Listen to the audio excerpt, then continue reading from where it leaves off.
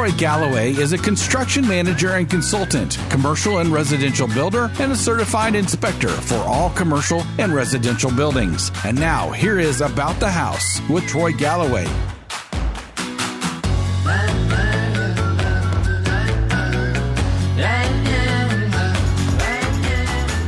Well, welcome back, folks, to About the House. This is your humble host, Troy Galloway. And this show here was a very unique show because this is your audio university of everything you could ever possibly ever want to know about your home or anything about your home. And so we have bounced around over here and we've talked about tips during the wintertime. We've talked about real estate investing, mold. We got tons of great shows out there. And what's so awesome about this is that you can go back and listen to it over and over and over again, which a lot of the folks do. And I get a lot of different people give me a call and talk and say, hey, what show was that you had these folks on? And so I want you to share it with your friends. And it's a great show. We love to share it with everybody. My business, a Galloway Building Services, is just as unique as this radio show. Why? Yes, we do home and building inspections, but we do a lot of commercial inspections, but we also specialize in what nobody else is doing. We do construction conflict resolution. So say if you got a problem on your construction job and you want to make sure that it's being done right, or maybe it isn't being done right. You don't have anybody in your corner. You give us a call. We'd love to be able to help you. We also teach building science classes at the college. So and we'll tell you more about that when the next classes are coming up. But actually, we got some classes coming up here in about a month or so. So we'll tell everybody more about that at that time. But yeah, we do that. We also specialize in not just litigation work, but, sometimes in this world right now, if you get in a divorce or something like that, and one of the parties wants to hang on to the house, we just finished one here that husband and wife was just getting divorced.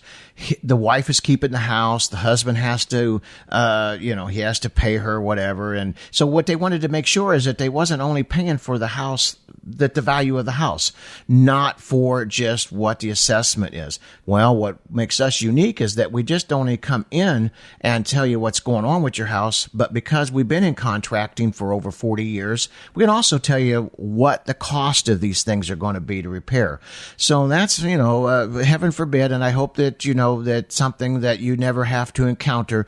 But if you do, just know you got somebody in your corner. So give us a call, Galloway Building Services. And my office number is 636-394-3112. That's 636-394-3112.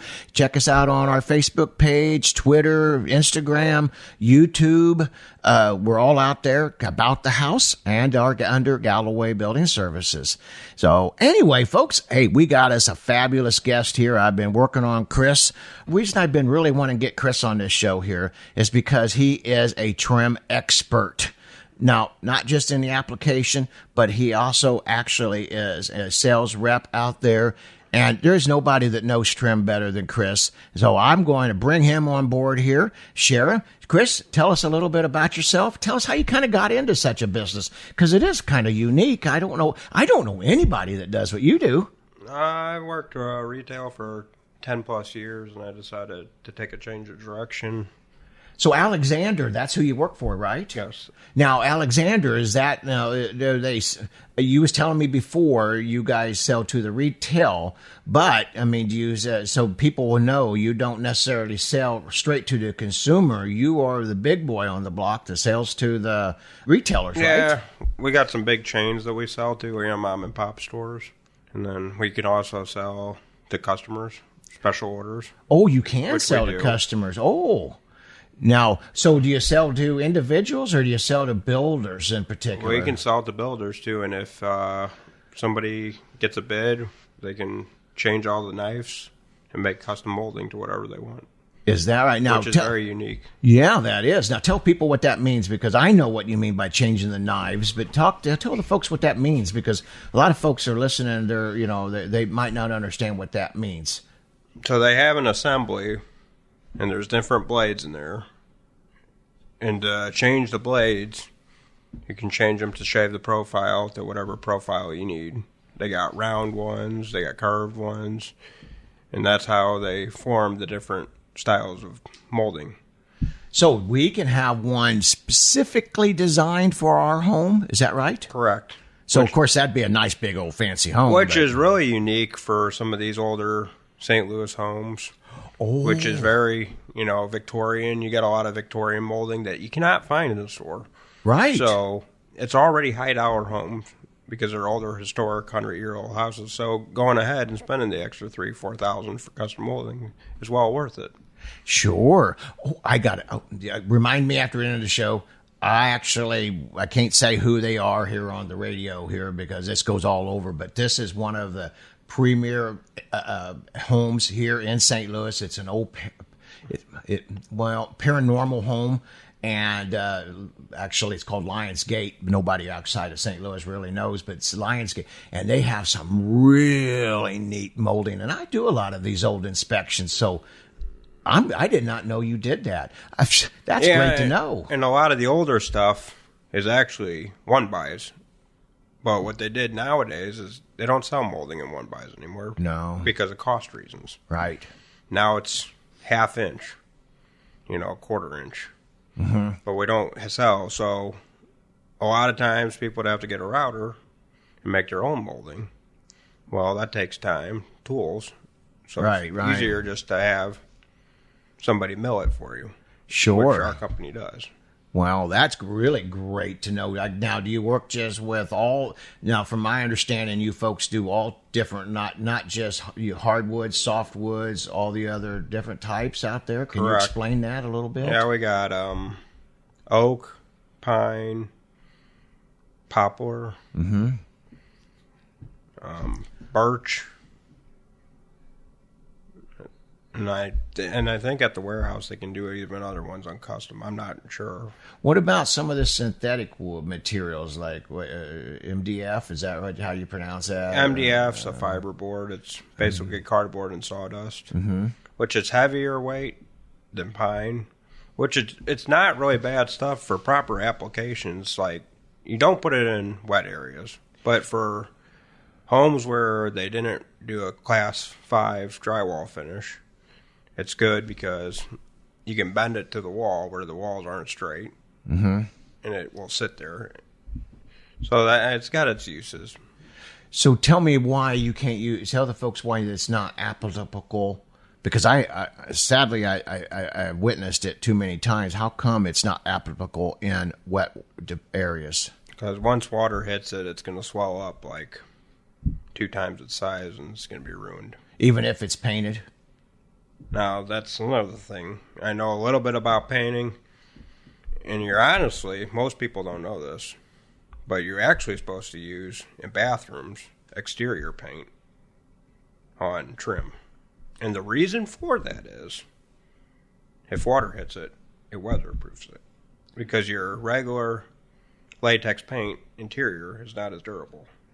Oh. Which most people don't know that. No, you know what? I did not know that. I just learned that right now. Now, I know that's part of why we like to caulk the And they'll base. say no because VOCs, but that doesn't matter because there's exhaust fans in bathrooms anyway. Uh-huh. Yeah, but the exhaust fans, they're... The VOCs are so low now as they were 20 years ago. Right. Tell folks what that means because I know a lot of folks don't know what that means, DOC. VOC is a chemical. VOC, I'm sorry. Found in paint.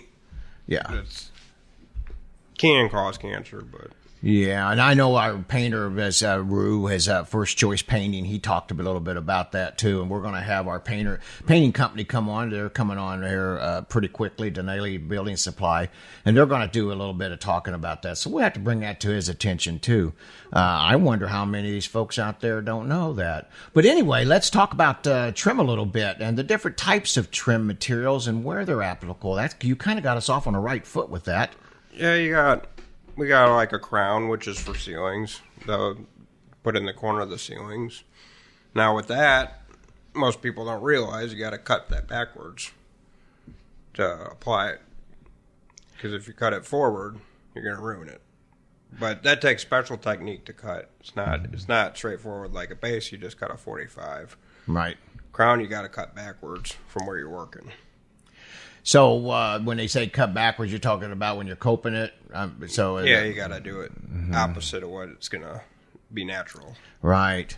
So which takes technique. Yeah, and then folks, unless you actually know what you're doing, I'd let the professionals do the crown cutting. Which is where I was going to say we also sell pre-mitered ones. Oh, there you go, folks. Which is a plus because you can just glue it into the other one. And then you can lay it up.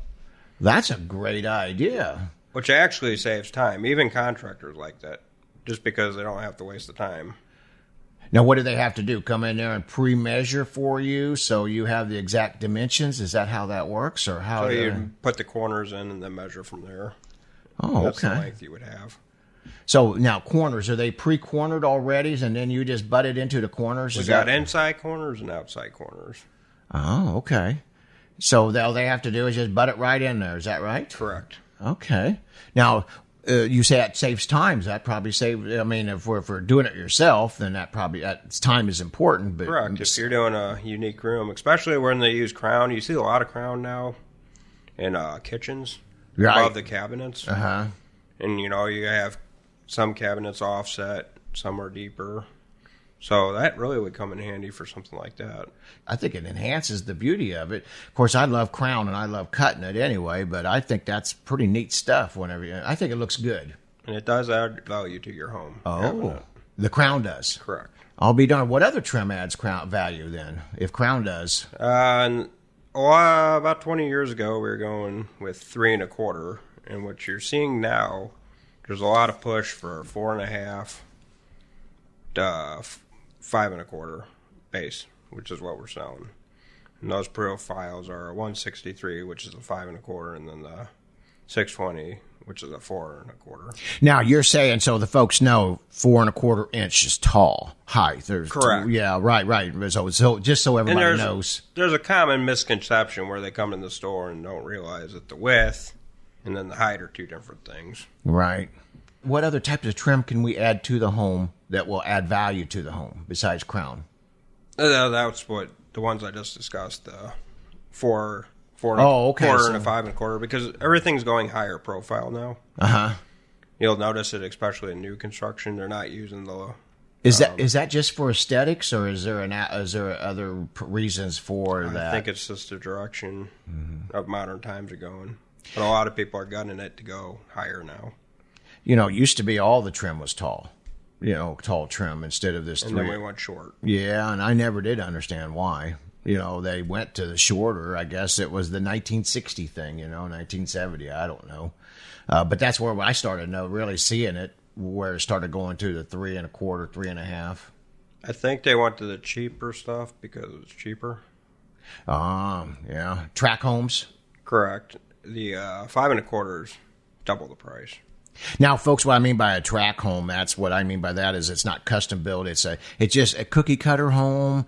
It's the same home built over and over and over and over again with just different facades on the front of it. So that's what I mean by a track home instead of a custom home. Now, you folks, you work. Sounds like you work with both sides of the aisle there. You work if you're selling to retail, probably do they sell more of the lower profile, or what are they selling more of out there now? It just depends on the location and the area of the houses. I mean, we sell to lower income, we sell to higher income, so it's, all varieties of customers. So would we move on here? Let's talk about some of the other. I'm going to stay interior before we move to the exterior because I know we got some pretty neat stuff out there. But now for the interior trim, a lot of folks are using easy for me to say, chair railing. Do you see? Tell us about tell the folks about chair railing, what it is, and the application and what it helps and what it don't. Yeah, and that's another thing that can add value. You put wainscoting. And then you put chair rail on top of it. And we actually have a chair rail where it's recessed to sit right over the wainscoting. So it's got, it picks up the lap, is that what you're saying? Correct. Or the width of it, right?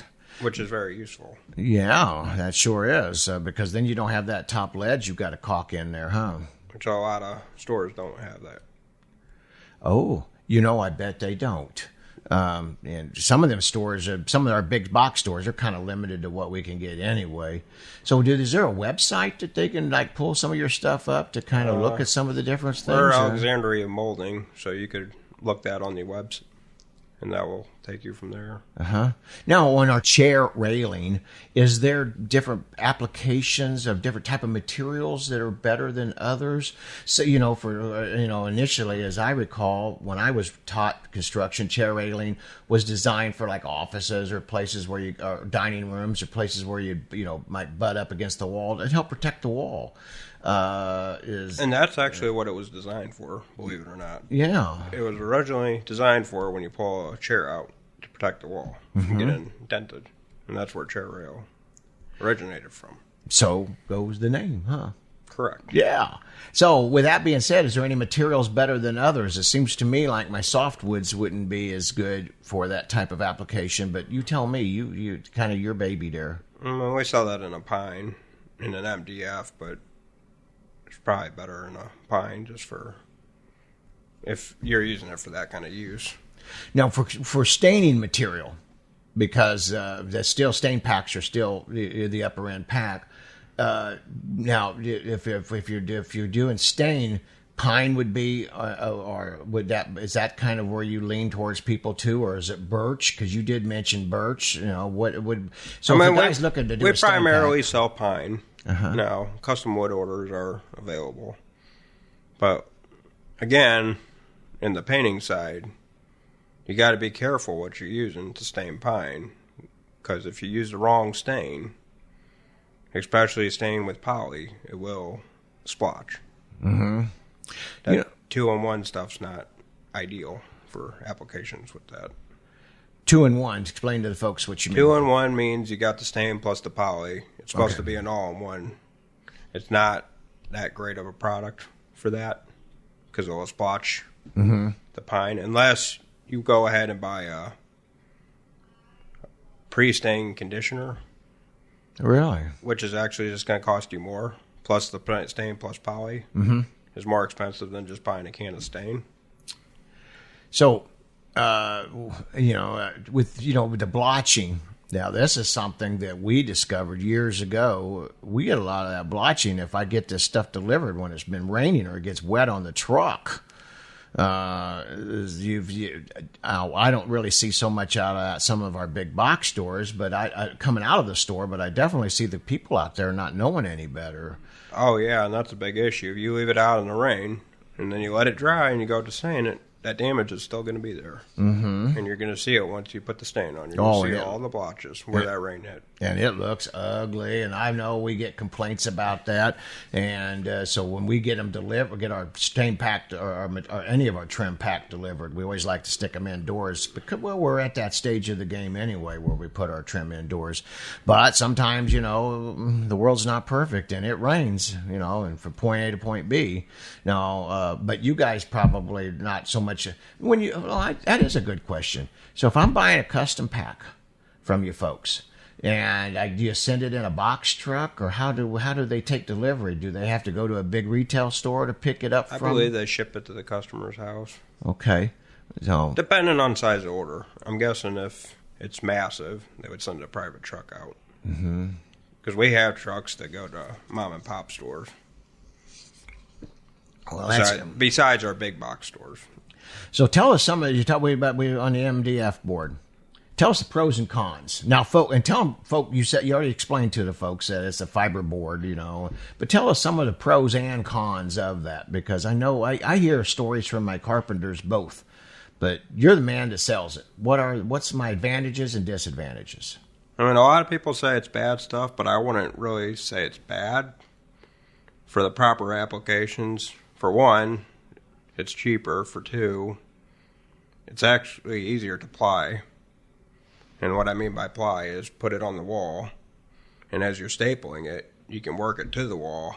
That way, when you run the bead of caulk over it, you're not going to have a real gap like you do with the pine. When you got a pine or PFJ, you're always going to have more than 1/8 of an inch gap somewhere in that run, and it's pretty big to fill with caulk. So then you're winding up shooting caulk all down the back, right, of the wall.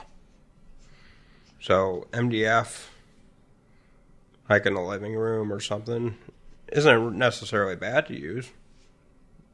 Especially for a do-it-yourselfer, it's going to be a lot easier to work with. Because with pine, you got to get pretty exact to get that piece to fit in the wall. Right.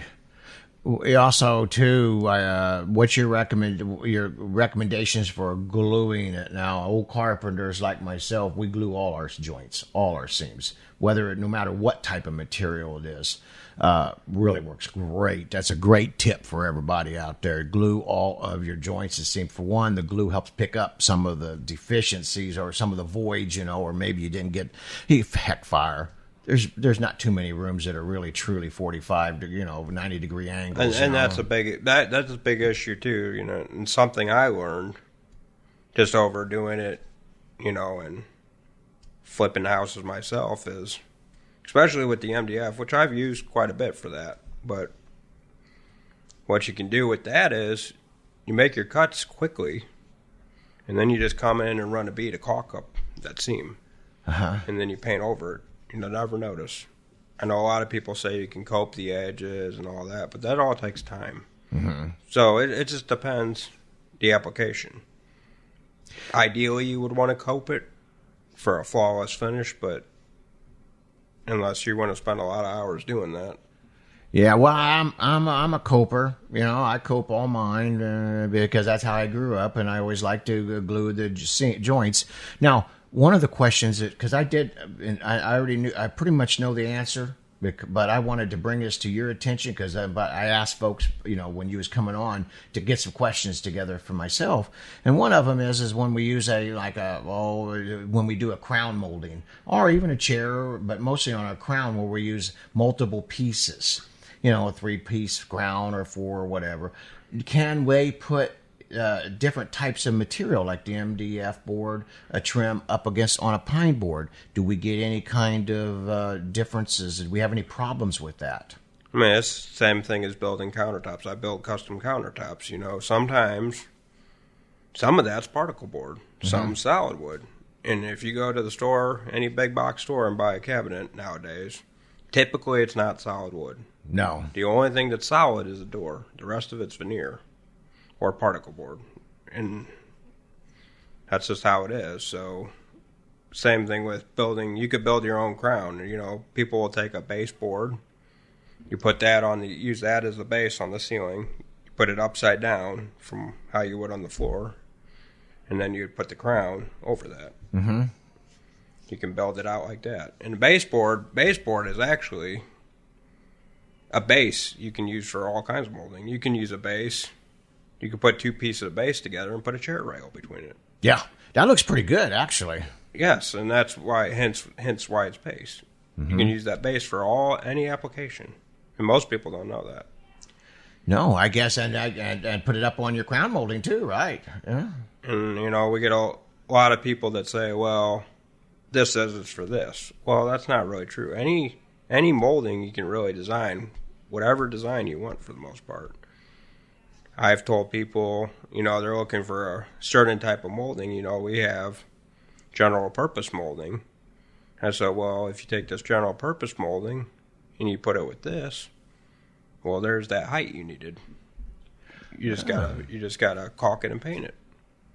And we get a lot of that, especially with some of these older houses where you can't find that exact piece they're looking for. Well, so in Scotia, I don't know. Carpenters have different terms, and I didn't mean to interrupt you there. But so when we put on our stair trails as a trim, but a lot of that Scotia, which we just actually know more what we've always made ourselves. So just maybe it's not even a right term. It's carpenter. We have our own language. That's a carpenter term. Yeah, and what it is basically is it's the top of your base trim that we just take and saw it off. Correct. And we use that for like on our stairs and different areas. But can you buy just we're going to use the word Scotia. I mean, we sell stuff like that. Because that's a great application too, to help pick up some of the voids and gaps behind our trim. Oh, yeah. Let's talk about the basements. Let's go down to the lower level here because a lot of folks are doing basements now. What kind of materials are best for damper areas? It sounded like MDF board maybe would not be the best application. Is that true, or am I just jumping the gun on that? I've actually seen people switching to exterior vinyl for basements now. They're putting that in basements. External vinyl. Explain that. It's vinyl just made primarily for outside applications, but now they're selling it more and more. There's more varieties of vinyl than there was 20 years ago. And some people are bringing that indoors just for the reason that it'll last forever. Mm-hmm. And you don't have to paint it. You just basically glue it to the wall and it's there. And you definitely don't want to go nailing that. You want to glue it to the wall, not nail it. There's a good tip for you folks, because I know I've seen it nailed up there, just long enough to hold it, but and if you have to, sometimes we have to, but you don't want to have to do it. Correct. And I'm seeing a lot more of that, and actually I've used it in my lower levels myself, and I think it's a great application, but I've had trouble with my caulking on it. Getting the caulking where the caulking will yellow a little bit where the trim doesn't. Is there anything good to fix that? And there's actually caulk for that, vinyl caulk. It costs a little more, but there's caulk that doesn't yellow over time. Because your standard caulk is a silicone and it yellows from sunlight. Sunlight will yellow it. Right. And age. Yeah, and the way this vinyl caulk is made, I guess it's got some kind of agent that doesn't allow it to yellow in time. Which is very good. Well, that's it. Because I see that a lot. Even people that they put the caulk over the base, they'll start yellowing over time or just turn nasty. We see a lot of our codes out there now are calling for us to always caulk our base down. That's a code compliant issue, and I try to explain to people why they do that. But what do you recommend? Is that something that you'd recommend at our base, whether it's upstairs or downstairs? Of course, over carpeting, that's irrelevant. It's more over our hard surfaces like vinyl, or, of course, you can't really do it over wood. I guess you can. Is there any kind of good caulking to put over from my base to my wood? And I was watching one of your previous shows, and I guess I seen something about that. You went in the bathroom, and you're showing how the floor came apart, I guess, from the molding. What you would use, clear silicone, you would run that bead against the quarter round on the floor to the hardwood. And it's not going to ruin the floor. Yeah, now is that the one we was talking about where the moisture gets in behind the wall? Is that the video? Yes, you were showing them. Yeah. You're discussing that. Yeah, because in wet areas, and actually, if you're pretty much, you do a lot of cleaning like that, we do. We've seen that, where we get a little bit of moisture in a damp area like that, more in bathrooms than I do. But that was a crazy one because that video, that video there actually, I got a tell on me, Chris. So I'm in the bathroom, using the bathroom. I'm looking down at it and say, well, they forgot to caulk this. So I need to do a video on that. So that's kind of how that one comes about. But it's a good thing to point out, though. Yeah. I mean, you don't have to use, people think there's only white. There's clear caulk, silicone caulk, and you'll never see it. And that's what you use on wood floors so it doesn't look That's bad. A good tip. Because I see a lot of the folks, they don't do any caulking on wood floors. And you need to, because it's going to get behind the unfinished part of that wood. And I've seen it where behind the trim, it starts rotting that wood up. So, all right. Well, see, I got confirmation on my what I've experienced myself. That's awesome. Yeah, so actually, then that's always been now, I've not used a clear on my wood to wood, from my wood trim to my wood flooring.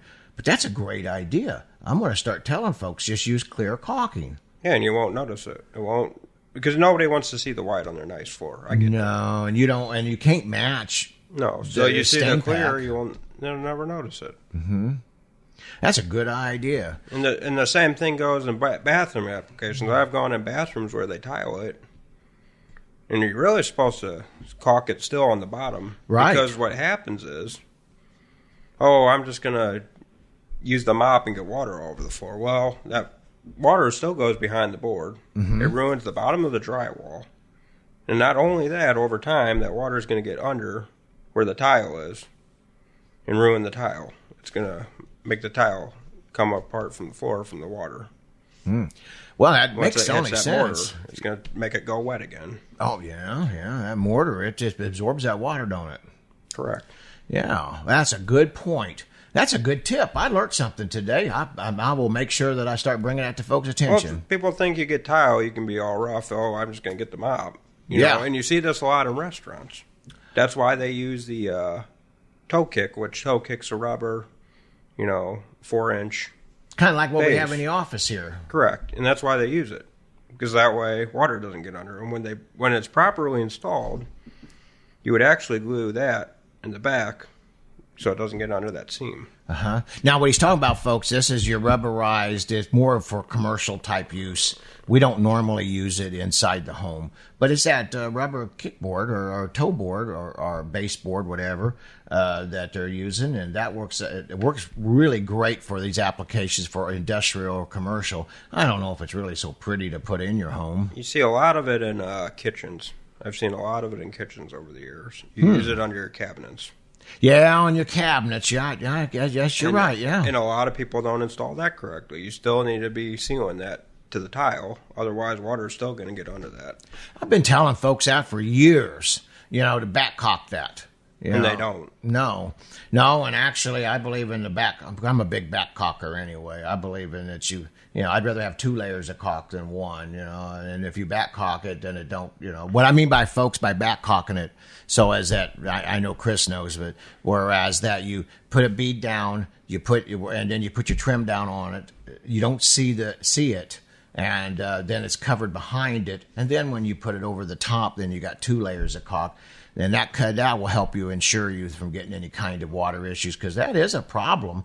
And we do see in our mold guy that's coming back on, Travis Boyer is coming back on, the mold man, in a few weeks. And we're going to be talking more about that, some of the areas that he finds where mold grows. And that's one of the hot areas, especially in our wet areas like in our basements. And there's mold in 9 out of 10 houses. Well, yeah. Or at least signs. Yeah. Yeah, well, when we talked about the mold and on the radio show, we even got mold growing inside our bodies. Correct. Which I thought was kind of unique, and I'll tell that story on the mold show. But I'm an old Vietnam vet, so I got diagnosed for having mold. Thinking that is crazy. No caulking on that one. So let's wander outside, because you briefly talked about some of the trim for exterior. What kind of exterior trims out there that we could use and applications like in a foyers or porch areas or anything? We got garage door stop that comes in a variety of colors to match whatever siding color you have, which is very good. Yeah. Because, years ago, the only colors they really had was brown and white. Yeah. That was about it. But now they actually have tan, like a sandstone, cream. So there's a lot more white readily available now. Now, what about deck trimming? Do you sell any kind of deck trimming? Is there, or I don't know what you would even call that. We're pretty much, the only thing we really got is, vinyl you can use for interior, drip cap for around windows, and drip cap. Oh, you sell drip caps? Yes. Folks, you gotta call him. Yeah, we used to always use drip cap, and something that I've been. Now I'm switching gears a little bit on you, but something that I've just a lot of the carpenters, since we moved from vinyl to vinyl siding, they don't know how to flash the windows. Now they're starting to learn more now than what they did when over. So we're getting a lot of damage. But I still am a big believer on this drip cap. So when that comes in different. And it's angled to where the water goes away. Yeah, a little Z strip, kind of. But now, does that come in different colors too, I guess? I think it's just white. Just white? Well, most of our windows are just pretty much white. And anyway. that's used for applications around windows. Uh-huh. And then we got variety of 1-bys vinyl, which is what you would use around a garage door or a window. The big ones you would use on a window is a 1x3, and that's how you would trim it out around the window. And then people are even taking a vinyl casing and put it around that on the outside of the house. What about what some of our decorative? I don't know what because I don't know what it's really called. The architects. I'm not an architect, so I don't know. But designer molding. Yeah, designer molding type, and for exterior and interior, but especially exterior. Because I'm headed to another question right after that. Because I got a job here that a customer had asked me about last night. So tell us about that. Your designer molding. Now, people would primarily think that's interior. Well, that's really not true. We have, sometimes you have fancy designs on cabinets. You see, those are beads of molding that people put a 45 and they put it around the cabinet to make it decorative. Mm-hmm. We sell that kind of stuff. And like on the outdoor applications, as you discussed, we have fancy dental crown, which some houses have that under their porches. So dental molding, tell the folks exactly, because I know some of the people know exactly what you're talking about, some don't. Dental molding's just where they notch it, and it basically looks like teeth. Yeah. With a gap in between each piece. Now, that comes in different types of exterior materials, too. Don't you have to have some maintenance-free stuff out there? Not in that kind of stuff. We don't. You don't have anything like that? Okay. Well, I know some's out there. I didn't know if Alexander has that or not. But you're mostly a wood company then, right? Is that what I'm thinking? Correct. So if it's, you want it out of wood, call you, right? Yeah, we're a subsidiary of a bigger lumber company. So. Oh, okay. We're actually owned by U.S. Lumber. Oh. Which handles a lot. So if this radio show goes all over the Midwest, actually we got people now in Canada listening, in California listening, in Texas, Florida. So is there any types of things that we should be thinking of and say, we'll just pick on the colder weather, do we have anything we should be aware of or conscious of for the exterior again, other than just painting? I mean, there's, from 20 years ago, there's really good paints now. Mm-hmm. And they do a lot better than they did back then. You got 30-year exterior paint guarantees now, which tells you something. It tells you a lot. 30-year. Wow. And we use different stuff in paint now. It's not the same. Mm-hmm. The way paint's made is different now. It's a lot more durable than it was. Yeah. Yeah, so after we took the lead out of the paint, our paint really just went downhill for several years. And, of course, we can't put lead in the paint anymore. But that really, I remember my old days, which we're not going to get into that too much. Lead paint was good paint, but it had its problems with the lead. Yeah, well, it's just, but that's, and actually on one of our radio shows with Sally and Chuck, we talk about that. So, and they are specialists in the lead. So, hey, folks, if you have a lead question, go back and check out that show with Sally and Chuck. It was hilarious. So just to change the subject here a little bit once again. Yeah. So Chuck Norris, that was his name. And so it was hilarious. His wife kept kicking him and everything because he'd say the wrong thing. He'd get in so much trouble. I said, that's the first time I ever seen Chuck Norris get his butt beat. So you got to go back, folks, and listen to that show. It's a great one with Sally and Chuck. But so we're talking about that. Now, you sell pretty much just in the Midwest. But if somebody really wanted a custom pack out of California or New York or something, you guys sell to anyone. And they could contact you and you'd help them? Correct. Okay, good deal. Well, tell us how they would contact you and first tell us how they could learn more about you or your company, and then tell us how they can contact you. You can go on the internet and look up Alexandria Moulding if you're interested in any of our products. I just really love the idea about you doing custom molding. Now, I know we have another company in town that kind of does it, but they're not so much user friendly. They're off Kings Highway somewhere, I think. Yeah, around St. Charles too, but they're not like you folks. They're just a local mom. They're not going to be as cost effective, especially if you're doing a lot of volume. Right. Well, and I love the idea that you sell to builders too. Correct. Not just to the big box store, but we get a lot of these homes now that are, restoring our old homes And there is just, I did not know that you did that. I would have been recommending you for years because I've actually, though I don't know if I already said this on the show or not, but I've inspected Chris's homes that he's bought, 3 of them now, you said? Yeah. So all this time, I knew he sold molding, but I didn't know how much different stuff out there that you guys do. So that's pretty interesting. And you said that's your last house for a while, so we'll see. Well, just keep us in mind. I flip some more or something. Well, you bought a beautiful home, and I imagine your wife's going to keep you busy fixing that one up a little bit. So okay. We also have what you call contractor packs, which are really good because they're priced half the cost per foot. Good, especially for do-it-yourselfers or contractors. Because they have, we'll have 10 or 12 pieces already in there, 12-foot to 16-foot lengths, and they're already pre-bundled. So they just can go in the store, buy it, put it on a card, and purchase it. Oh, okay. So they're not buying it per stick, they're buying it per bundle? Correct, at a discounted price. Oh. Which is a really unique thing. Yeah, anything helps because by the time we get to that end of the house, on our project, we've already pretty much shot a lot of our money. Everybody's out ahead trying to get their finger in the pie. Correct. So anything like that's a great tip. We also have a pre-finished, which is, it's like a composite, but they come in pre-finished colors. So they're like pre-stained, but they're plastic.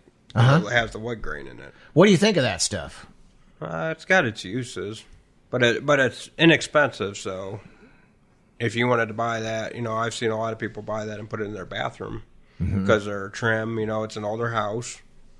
It's molded or rotted away. They can go in there. They don't really have much knowledge of, staining and, that. But they can buy that. Fairly easy to cut. They could do the bathroom themselves. Well, some of that you can just cut with a knife. Correct. You can use a utility knife and it snaps. Yeah, which is really good for do-it-yourselfers. I like it because on certain applications it's just Jim Dandy. It really works great, and I like it. Now, what we have found, my end, and maybe you could help us out, putty, when we nail that, so maybe you tell us, am I not supposed to nail that and glue that too? Is that my problem? Because I'm having trouble with sometimes my putty actually matching up very well. You can use putty.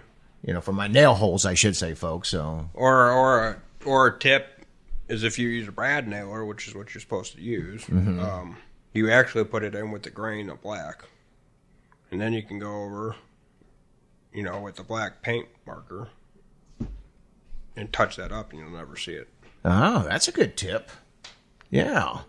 Oh, now do you recommend any adhesives for that? Of course, I glue everything, so I'm that's how I was taught. Just liquid nail, which is your general purpose go-to. Okay. Well, I was just curious if you had any. That's some great tips right there. One last question. We got a lot of round walls. Now, MDF will only bend so much. What type of materials do you have out there for our round walls or round windows? Half round windows. What you got for that? That's all special ordered. Now, what you build is if you're trying to bend it around a wall, what you build is a steam box, which is basically a box.